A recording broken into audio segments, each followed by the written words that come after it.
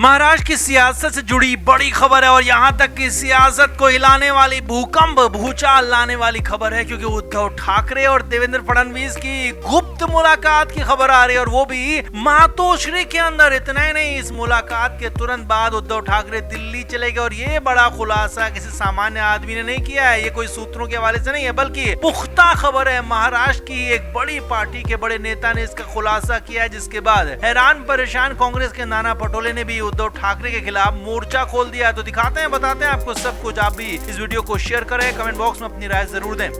तो महाराष्ट्र की राजनीति से ऐसी खबर है जिस पर यकीन करना थोड़ा सा मुश्किल है, मगर ये बिल्कुल 100% सच है कि उद्धव ठाकरे और देवेंद्र फडणवीस की मुलाकात हुई है, मातोश्री के अंदर हुई है। और यही नहीं, इसके बाद अगली बातचीत के लिए उद्धव ठाकरे दिल्ली तक पहुंच गए। दिल्ली में भी कई बीजेपी के नेताओं से बातचीत हुई, मुलाकात हुई। तो क्या महाराष्ट्र में एक बार फिर से नया समीकरण बन रहा है? तो हो तो ऐसा ही रहा है। असल में प्रकाश अम्बेडकर की पार्टी वंचित बहुजन अघाड़ी के मुख्य प्रवक्ता और उपाध्यक्ष सिद्धार्थ मोकाले ने ये सनसनीखेज दावा किया है, खुलासा किया है। जी हाँ, पूरी तरह से सोच समझकर होश हवाश में जिम्मेदारी और समझदारी के साथ सिद्धार्थ मोकाले ने दावा किया है कि मातोश्री के अंदर फडणवीस आए थे, रात के अंधेरे में आए थे और उद्धव ठाकरे के साथ सीक्रेट मुलाकात हुई थी। सिद्धार्थ मोकाले ने यह दावा किया कि शिवसेना, शिंदे गुट और एनसीपी अजीत पवार के साथ फडणवीस खुद को सहज और अच्छा महसूस नहीं कर रहे हैं और इसे लेकर केंद्रीय नेतृत्व को उन्होंने बता दिया है और ये भी जता दिया है कि शिंदे और अजीत पवार के साथ रहते हुए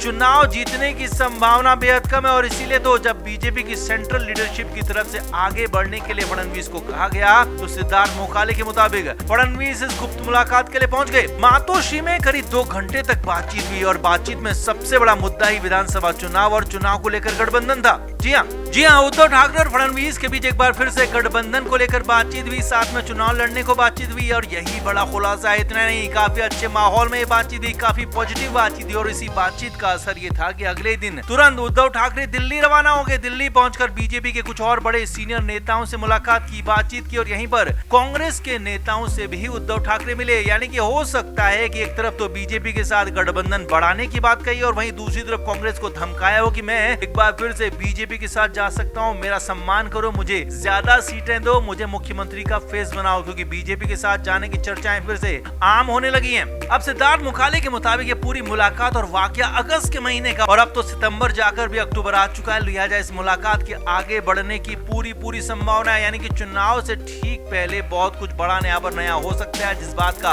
हम फ्लेम मीडिया कई दिनों से आशंका जता रहे थे। उस पर प्रकाश अम्बेडकर के डिप्टी सिद्धार्थ मोकाले ने बड़ी और कड़ी मोहर लगा दी। हालांकि इस बात पर कांग्रेस परेशान हो गई है, क्योंकि कांग्रेस को हमेशा से ही उद्धव ठाकरे पर भरोसा था और उद्धव ठाकरे ने जब गुप्त मुलाकात फडणवीस के साथ किया दावा प्रकाश अम्बेडकर की पार्टी की तरफ से आया, तो उसके बाद नाना पटोले एक्टिव हो गए। नाना पटोले ने यहाँ पर राहुल गांधी और खड़गे को इसकी जानकारी दी है और उद्धव ठाकरे से सचेत रहने के लिए कहा है, अलर्ट रहने के लिए कहा है और महाराष्ट्र को लेकर कोई भी फैसला महाराष्ट्र में उनके संज्ञान में आए से पहले नहीं लेने के लिए कहा। हालांकि महाराष्ट्र की सियासत में हो तो कुछ भी सकता है। 2019 से पहले यहाँ समीकरण कुछ और थे, उसके बाद समीकरण कुछ और हो गए और अब 2024 के चुनाव से पहले समीकरण कुछ और भी हो सकते हैं। ये भी बिल्कुल अलग हो सकता है, नया हो सकता है। तो आप क्या मानते हैं, कितनी संभावना है फडणवीस और उद्धव ठाकरे के एक बार फिर से साथ आने की, और क्या ये गठबंधन में साथ में आते हैं तो महाराष्ट्र में सरकार ला पाएंगे? कमेंट बॉक्स में जरूर बताएं, वीडियो को शेयर भी करें।